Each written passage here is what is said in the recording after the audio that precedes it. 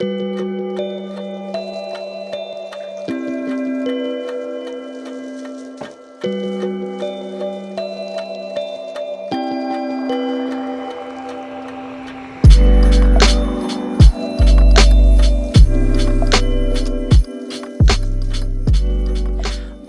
or welcome back.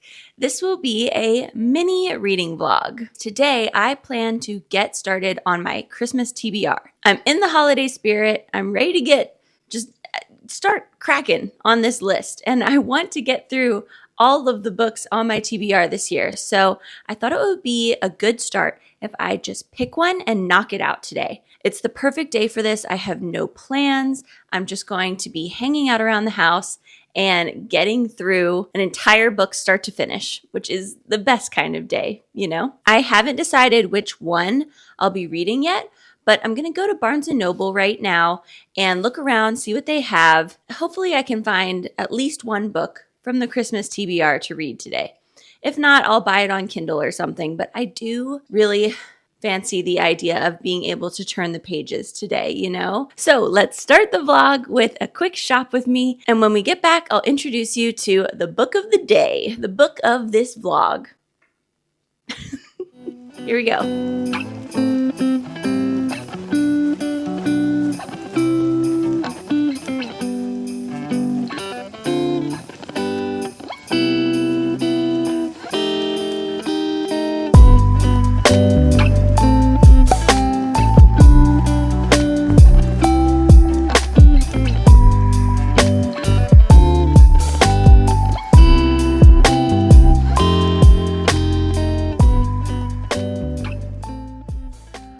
Okay, this might be a first, but I only bought one thing at Barnes & Noble.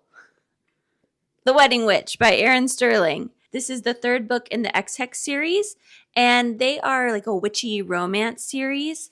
I absolutely loved the first one. The second one was like 4 stars, still very good, and I think I'm going to really like this one as well. So, this book is focused on the third Penhallow brother. His name is Bowen. He's the oldest, and he's kind of a loner. He kind of looks like a werewolf, like a big long beard, and he sort of lives in this like hut thing up in, I don't know, like the Scottish mountains, the Welsh countryside. But then he meets Tamsin, who is a treasure hunter. She hunts down magical artifacts, and Bowen hires her to find magical artifacts for him. And then I guess the two of them end up in some kind of complicated time travel situation involving a Yuletide ball. So that's all I know so far, but I'm sure it'll be very cute. I'm just going to sit down over here and crack open this book and maybe get a little holiday sweet treat. I've got Thanksgiving leftovers, so plenty of good stuff. And I also picked up a little Starbucks drink, a little treat. This is a peppermint mocha, half sweet, which is the key. So I might put it in a cute mug though. You know, I feel like why not upgrade our experience a little, right? So I'm going to crack into this book. I feel like I can finish this in one day. It's pretty short, you know? I think this is definitely doable. We've got all day. So let's crack into this.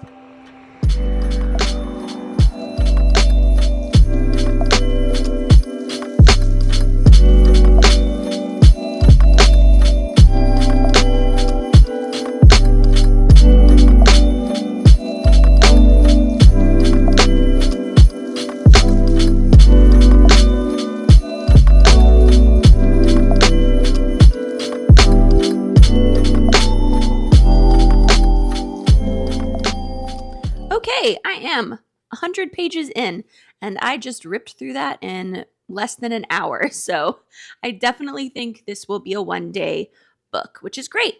And I like it so far. It's really cute. I remember Tamsin now from the first book. She makes an appearance.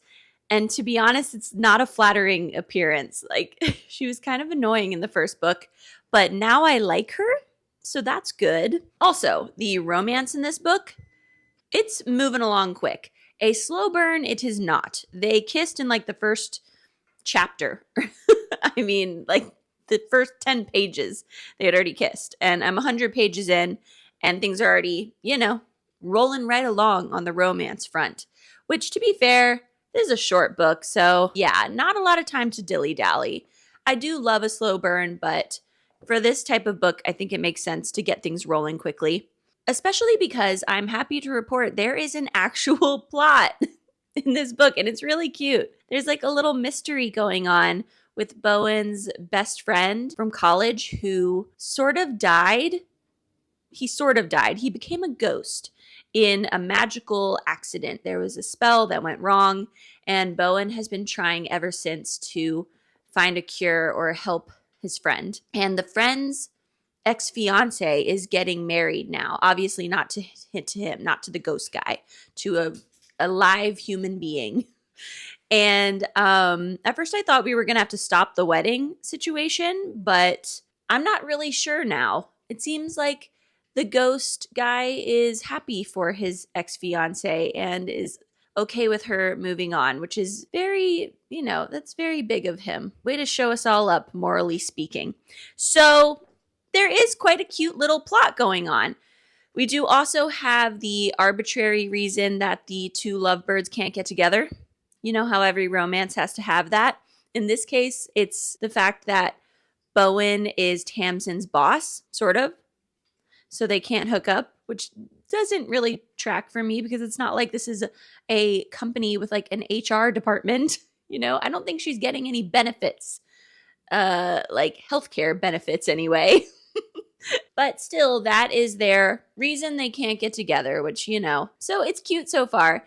I will say it's not super Christmassy yet, but we've just gotten to the witch's castle situation in the Welsh countryside. So maybe now things are about to get into the Yuletide spirit, so to speak. I know Christmas and Yule are different, so I'm not expecting super duper Christmassy vibes. I don't think Santa Claus is going to show up or anything, but a little bit of Yule spirit, I think, could be good. So I am going to switch over to the audiobook now, which is very self-indulgent of me to also get the audiobook version of this book. But the thing is, all of the men in these X-Hex books are Welsh. So you know what that means? Welsh accents in the audiobook. I can't pass that up. I would be crazy to pass that up. So I'm going to switch over to the audiobook and do a little puzzle on my iPad, and I'll be back with the next update. All right, check it out. I saved the best part of any puzzle for the vlog.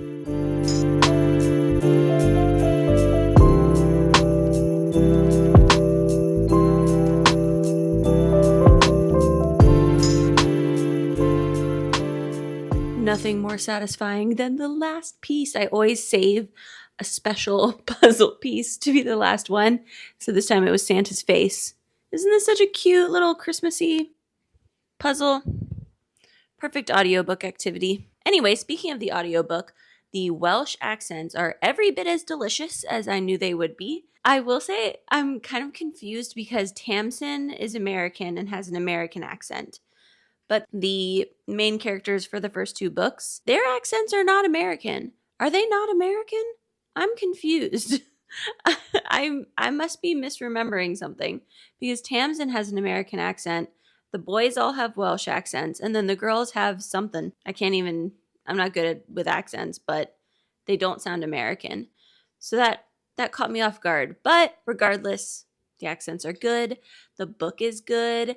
There's some good spice in here. Nothing wild, nothing crazy, but nice. Good spice. Very romantic, and definitely all the Yuletide vibes are coming through now. I'm really enjoying that. And it is a very magical story. I really like it. Good for this time of year. And best of all, the plot is plotting. The plot in this book is way better than the plot from The Kiss Curse, the second book. That book's plot was very clearly a side note to the romance, which is fine, but the plot in this book is like serious. Like time travel has occurred and they're stuck in the past, I don't want to give too much away, but I'm totally invested in the story. And that's a nice surprise for a chill Christmas romance, don't you think? So yeah, I'm into it. And I've only been reading for maybe 2.5 hours, and some of that is audiobook, which goes slower than reading the physical pages, for me at least. Even on 1.5 times speed, I can still read a physical book faster than I could listen to it. But like I said, there's something just enjoyable about the audiobook version for this type of thing. Anyway, I've got only 60 pages left, and I think it's time for me to move into my favorite reading area, the library, which you can see behind me. That's really where I like to read. I've been sitting out here because the lighting has been nice all day, but ultimately, I'd rather be cozy than have the good daylight. So I'm going to head in there and switch back to the paperback and see if I can't just knock this thing out.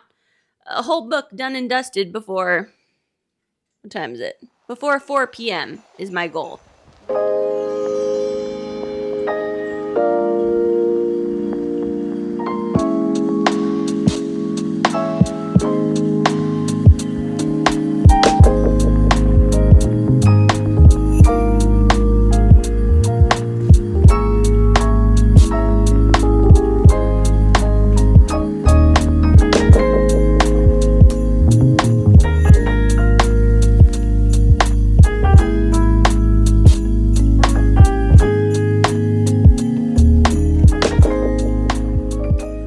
Boom. One book, one day.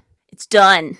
It was good. It was really cute. The ending was a little convenient. It was a little bit magic, fixed everything a little bit, but I enjoyed some of the reveals. There was like a little mystery going on, and we got to see that play out, which is fun. And it was cute, really enjoyable. Honestly, perfect start to the Christmas TBR. Even though it wasn't technically a Christmas book, it definitely had the vibes. It was cozy and very romantic and sweet. I think I did like it better than The Kiss Curse, although I'll have to, let it sit for 24 hours before I fully decide that. The first one's still the best though, but the first one's always got to be the best. And that is it for the mini vlog. Just a little quick one. One day, one book, wrapping it all up here. If you enjoyed this video, please give it a like, leave a comment down below, and let me know, have you read any of the books in the X-Hex series? Do you have books on your Christmas TBR that I need to add to my Christmas TBR? And please subscribe if you haven't already. It means so, so much to us. We really appreciate it. And with that, until our next video, see you soon.